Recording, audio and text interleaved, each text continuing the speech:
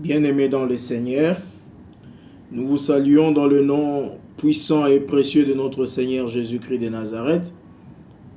C'est une lourde responsabilité que de nous tenir encore en ces moments devant vous, par ces canaux virtuels, afin de communiquer la sainte doctrine, afin de communiquer les saintes lettres, le message intemporel, le message qui traverse les temps, les circonstances et les espaces, la bonne nouvelle du royaume des cieux, de Jésus-Christ de Nazareth. C'est aussi un réel plaisir, parce que la parole de Dieu est délicieuse. La parole de Dieu déclare que la Bible, que les Écritures, que les Saintes Écritures, ou encore la parole de Dieu elle-même habite abondamment en vous. Nous devons être comme des chrétiens de Béret qui aimaient la parole de Dieu, qui aimaient scruter, sonder les Écritures pour recevoir la sagesse, pour recevoir les orientations, les directives. Alors ce soir, sans plus tarder, avant d'aller un peu plus loin, dans le cadre de notre communication, nous inclinons nos têtes dans la prière pour recommander ces instants entre l'auteur de cette parole, que lui-même prenne la place, qu'il nous enseigne, qu'il nous communique sa pensée. Éternel Dieu des armées, Dieu tout-puissant, en tant qu'instrument inutile, c'est toi qui peux me rendre utile en ces moments. Passez par moi, ô Dieu. Passe par ma bouche, ô Seigneur, et communique ta parole à ton peuple. Communique ta parole à tes créatures, ô Dieu. Car ta parole, Seigneur, elle est vérité.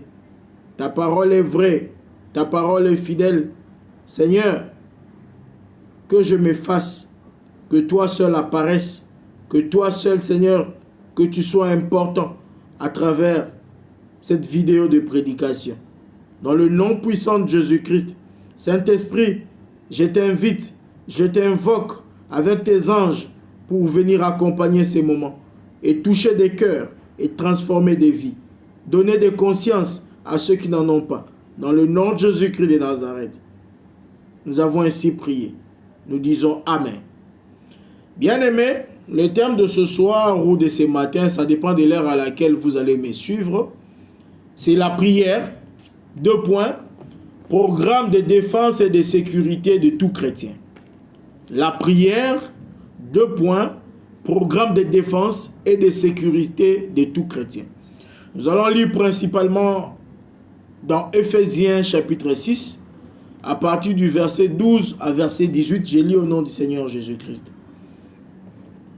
Car nous n'avons pas à lutter contre la chair et le sang, mais contre les dominations, contre les autorités, contre le prince de ces mondes des ténèbres, contre les esprits méchants dans les lieux célestes. C'est pourquoi, prenez toutes les armes de Dieu afin de pouvoir résister dans le mauvais jour et tenir ferme après avoir tout surmonté. Tenez donc ferme et à vos reins la vérité pour ceinture. Revêtez la cuirasse de la justice. Mettez pour chaussures à vos pieds les ailes que donne l'évangile de paix. Prenez par-dessus tout cela le bouclier de la foi, avec lequel vous pourrez éteindre tous les traits enflammés du malin. Prenez aussi le casque du salut et l'épée de l'esprit, qui est la parole de Dieu. Verset 18. Faites en tout temps par l'esprit toutes sortes de prières et de supplications. Veillez à cela avec une entière persévérance et priez pour tous les saints. On peut ajouter le verset 19. L'apôtre Paul dit, priez pour moi, afin qu'il me soit donné, quand j'ouvre la bouche, de faire connaître hardiment et librement les mystères de l'évangile. Amen. Bien-aimés, c'est un message très important pour la vie d'un chrétien. La prière ici, nous allons la présenter comme un programme, un ensemble d'actions. Un programme qui porte sur la défense et la sécurité de tout chrétien. La défense, c'est quand on vous attaque.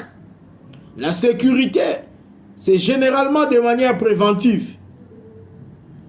En tant que chrétien bien-aimé, vous devez avoir un programme de prière, un ensemble d'actions, un un ensemble de projets, un ensemble d'activités, un ensemble d'objectifs, un ensemble de résultats prévisibles et à réaliser dans le cadre de la prière. Vous devez prendre votre vie de prière au sérieux, bien-aimés. Ça ne doit pas être quelque chose de prière éclair, de prière comme si vous étiez pressé, de prière sans planification. Votre style de vie ne doit pas être accompagné de prières sans planification. Votre style de vie ne doit pas être accompagné de prières de fatigue. Bien-aimés, la prière doit être considérée comme un programme. Pas n'importe quel programme, bien-aimé, un programme de défense et de sécurité pour tout chrétien. Le livre d'Éphésiens chapitre 6 que nous venons de lire, bien-aimés, étale la réalité, le contexte dans lequel nous devons prendre conscience en tant que chrétiens. Le contexte dans lequel l'Église, le contexte dans lequel le chrétien évolue. C'est un contexte de lutte. C'est un contexte de guerre.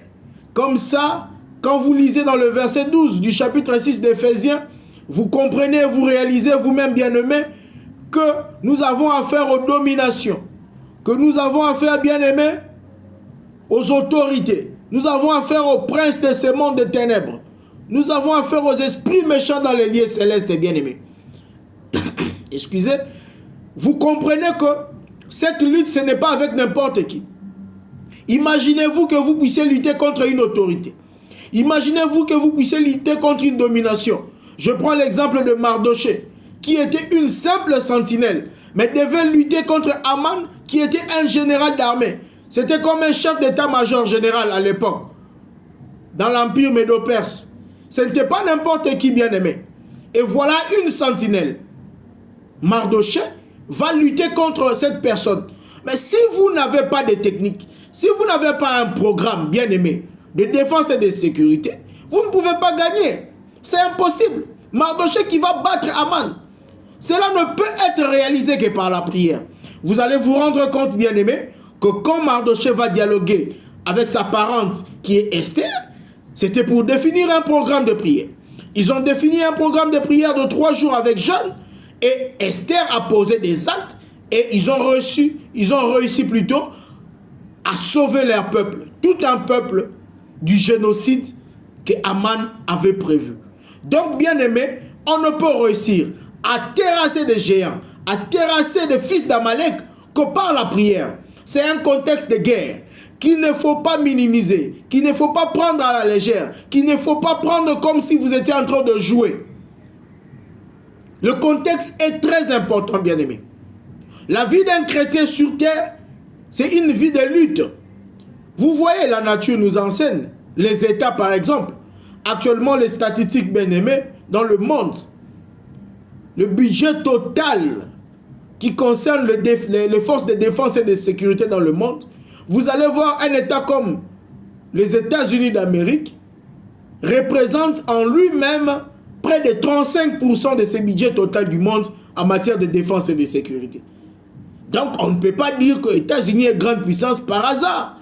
C'est un pays, c'est un État qui investit pour ce qui concerne le monde entier. Sa part représente presque 35%.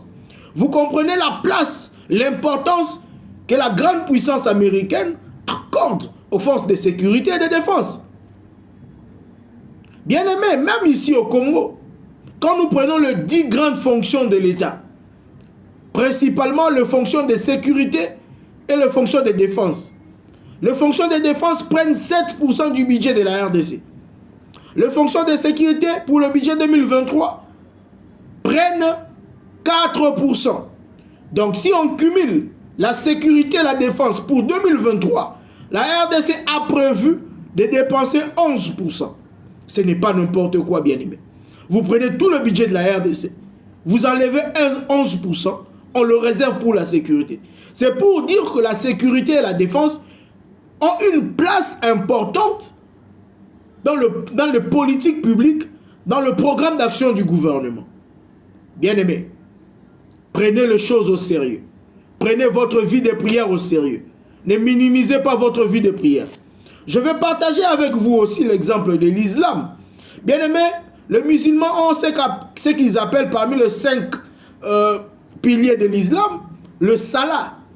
Le salat, c'est une obligation de prière. Le musulman vous prie obligatoirement 5 fois par jour, à des espaces bien déterminés.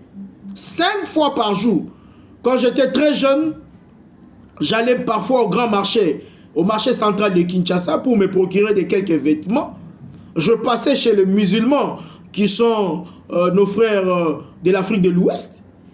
Il y avait des heures, par exemple, je ne me rappelle plus bien, c'était 12 heures ou 13 heures. Quand ces heures-là arrivent, bien aimé, ils ne vendent pas. Ils ferment leur boutique. Ils ferment leur boutique, ils ferment leur magasin parce que c'est l'heure de la prière. Ils respectent cela. Ce n'était pas n'importe quoi. Le vendredi, par exemple, c'était leur jour de prière à partir, je crois, de 17h ou 18h. Ils prenaient très au sérieux ces heures de prière. Bien-aimés, soyons conscients de l'importance de la prière. La prière, c'est ce seul programme. Si vous la définissez correctement et vous l'implémentez avec sérieux, bien-aimés, c'est le seul programme qui peut vous permettre de renverser les géants de votre vie. Vous avez des géants dans votre vie en matière de travail, en matière d'études, en matière de voyage d'affaires et autres. Bien-aimés, en matière de mariage, en matière de conception, vous avez des géants qui se lèvent en matière de votre santé. Mais si vous minimisez la prière, excusez bien-aimés, si vous minimisez la prière, je ne vois pas comment vous pouvez renverser ces géants. Je vous ai donné tantôt l'exemple de Mardoché, qui était inutile au regard d'Aman, mais seulement à travers un programme de prière, Aman a été cloué. Prenez très au sérieux la prière, bien-aimés. Prenez très au sérieux. La prière, c'est une question de prévision. Il faut avoir un agenda. Il faut avoir une organisation intime de la prière.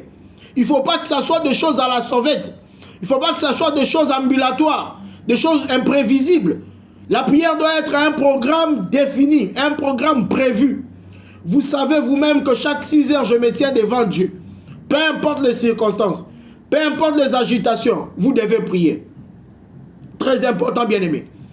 Vous lisez avec moi dans Éphésiens où l'apôtre Paul dit « Faites en tout temps, par l'Esprit, toutes sortes de prières et de supplications. » Il ajoute « Veillez à cela avec une entière persévérance. » C'est-à-dire que après avoir défini votre programme de prière, bien-aimé, vous devez être à même d'exécuter cela avec entière persévérance et fidélité, bien-aimé. C'est un engagement que vous prenez devant votre Dieu. Alors il ne faut pas le prendre à la légère, bien-aimé. Il faut veiller à vos programmes de prière avec une entière persévérance. Ne pas vous fatiguer. Comme la Bible dit, fatigué mais poursuivant toujours. Et après cela, on peut aussi parler d'un chronogramme. Vous prenez Psaume chapitre 55, verset 17, où plutôt David est en train de démontrer qu'il priait le soir, qu'il priait le matin, qu'il priait à 12 heures, au moins 3 fois par jour. Vous ne pouvez pas être quelqu'un qui ne prie pas de manière régulière. Il faut avoir au moins 3 fois des moments de prière bien calés. Bien aimé, David, c'est un géant, c'est un grand. Il a renversé Goliath. Mais voici son secret. Son secret, c'était prier au moins 3 fois par jour. Quand le soir arrivait, il se met à genoux, il prie. Avant que le matin ne pointe à l'horizon, il est là à genoux, il prie. À 12 heures au milieu de la journée, David prie. Mais un roi, toi tu as quoi jusque-là? Mais tu refuses de prier. Mais regarde David, l'homme selon le cœur de Dieu, qui avait un programme calé de 3 fois par jour pour prier. Mais aussi, il faut avoir des périodes. Au-delà de 3 fois par jour, que vous pouvez avoir un programme régulier, une série d'actions de prière bien calées au cours d'une journée. Mais vous pouvez prendre aussi plusieurs jours étalés, de manière saisonnière. Nous allons voir dans la Bible Daniel qui prend 21 jours de prière. Il a défini 21 jours de prière, bien-aimé. Moïse a prié pendant 40 jours, fois 2, à 2 circonstances.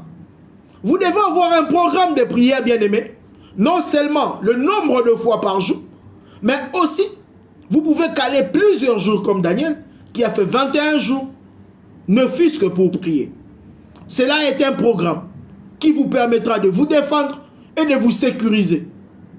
Dans le cas du combat spirituel, le combat auquel chaque chrétien fait face. Et les adversaires, ce n'est pas n'importe qui, bien-aimé. Les adversaires, ce sont des dominations. Ce sont des autorités. Ce sont des esprits méchants. Décidés, résolument décidés à vous nuire. Résolument décidés à vous écraser. Prenez conscience de ces choses, bien-aimés. Et la position. Vous ne pouvez pas prier dans n'importe quelle position. C'est vrai que l'Éternel regarde plus l'attitude du cœur quand nous prions. Nous pouvons prier sans que la voix soit audible de l'extérieur. Mais bien aimé, une prière intime, une prière individuelle, secrète, discrète. Vous devez être à genoux. Vous allez prendre Matthieu chapitre 6, versets 5 à 8, Daniel 6, 10. Vous comprenez que Daniel était à genoux. Il se mettait à genoux. Une position de supplication, une position d'humilité.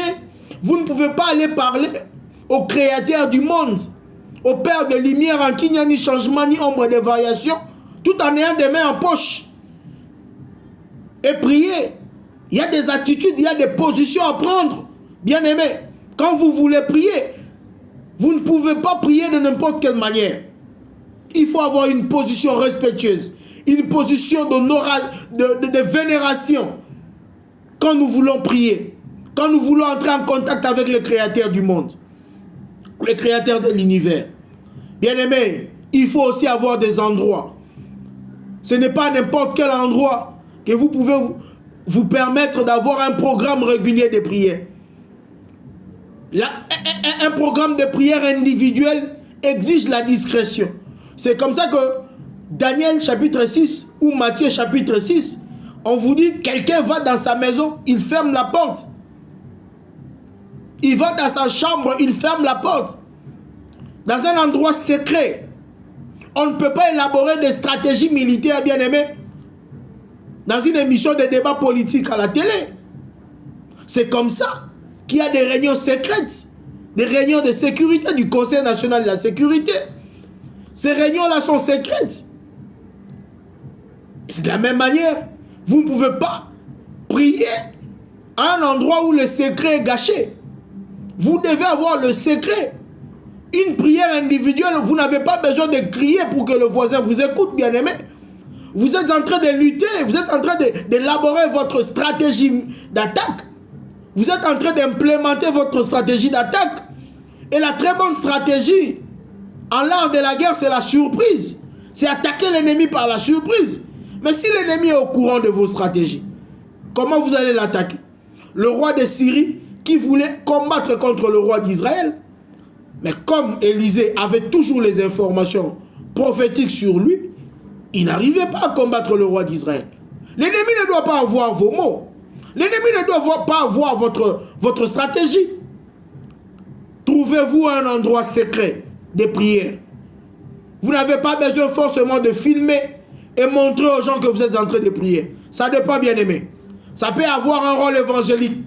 Mais pour des questions stratégiques, purement stratégiques, vous n'êtes pas obligé de montrer aux gens que vous priez par des vidéos. Parce que c'est une question de vie ou de mort qu'il faut prendre au sérieux. Bien aimé, il faut avoir des alliés. Les États-Unis d'Amérique, excusez, les États-Unis d'Amérique dans toute leur puissance, ils ont des alliés. La France est avec eux, par exemple. Bien aimé, dans la Bible, l'apôtre Paul, pourquoi je voulais qu'on lise le verset 19 du chapitre 6 d'Éphésiens, lui le grand apôtre, apôtre Paul, il demande la prière des personnes qui l'encadrent. Vous n'êtes pas à l'abri de la faiblesse, bien-aimé. Vous avez besoin des alliances. Le grand Moïse, dans Exode chapitre 17, quand Josué combattait contre Amalek dans la vallée, il s'est fatigué, bien-aimé. À un moment, il avait besoin d'un appui. Et c'était Aaron et Our qui l'ont aidé. Ne vous voyez pas trop grand pour refuser une intercession des autres dans la prière. Paul, il était plus grand que vous. Il a demandé les prières des autres. Bien-aimé, Moïse était plus grand que vous. Il a eu le soutien des autres. Trouvez-vous des bonnes alliances dans l'implémentation, dans la définition de votre programme de prière, votre programme de défense, votre programme de sécurité. Bien-aimés, pour conclure ce message, je vais vous montrer l'importance d'une prière qui nous permet de nous rapprocher de l'identité de notre Maître. Une prière qui nous permet de ressembler à notre Maître. C'est la prière qu'on appelle la prière dominicale. Dominicale qui vient de Dominicus, en latin, qui signifie prière du Maître. D'autres théologiens l'appellent oraison dominicale. Vous voulez dominer. Vous voulez avoir de la domination parce qu'on fait face aux autorités. Nous faisons face aux puissances, aux esprits méchants. Il y a une prière sacrée qu'il faut faire autant de fois que possible. C'est la prière dominicale qu'on appelle la prière de notre Père.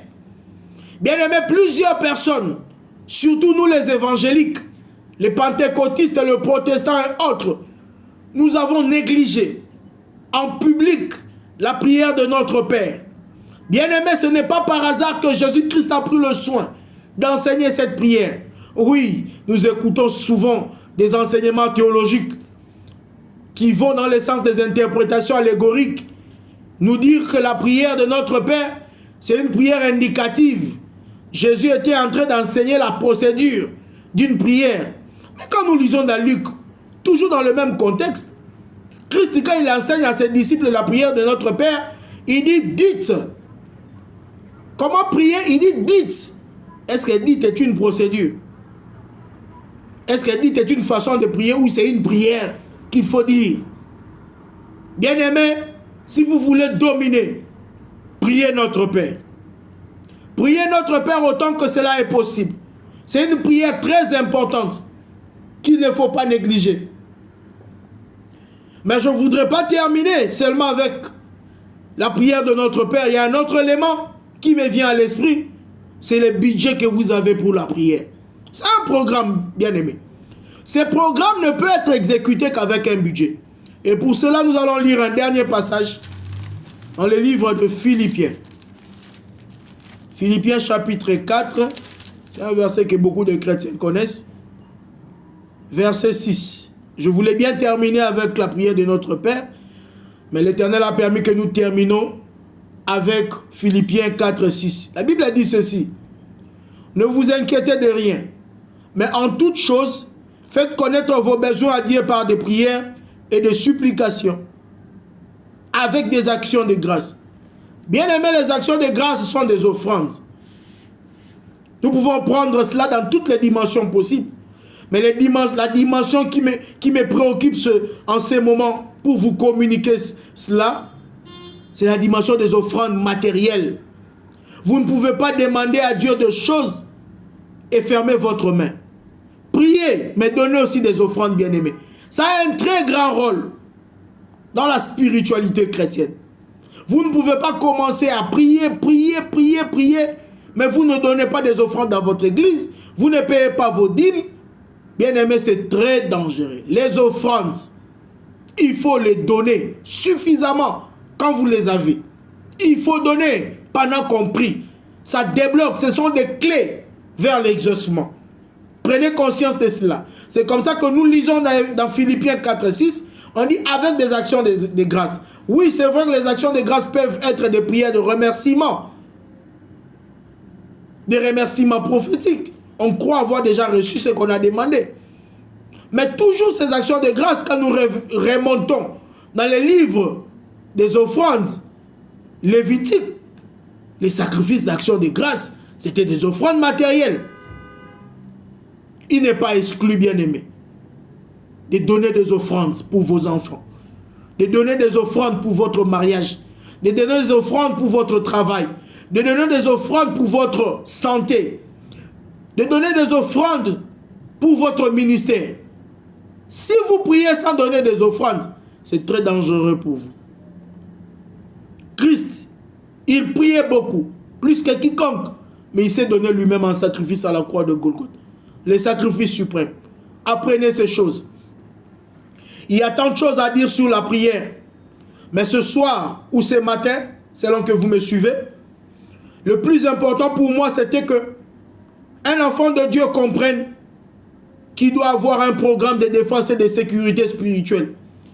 Et le programme de défense et de sécurité spirituelle, c'est seulement la prière.